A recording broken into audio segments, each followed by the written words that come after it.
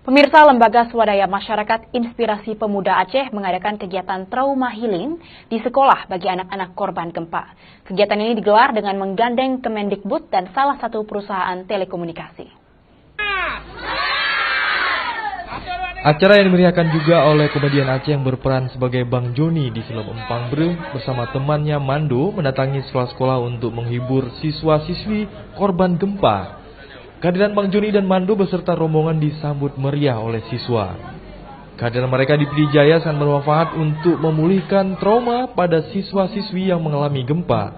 Terutama dengan kehadiran pelawak Aceh, Bang Joni dan Mando sangat membantu siswa-siswi untuk bangkit dari ketakutan.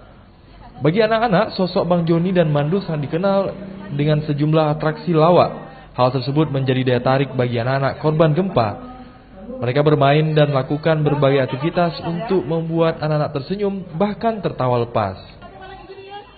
Nah, program trauma ini sangat penting kepada adik-adik kita bersama supaya termotivasi kembali untuk kembali ke sekolah ataupun termotivasi kembali untuk meraih prestasi-prestasi ke depan nantinya.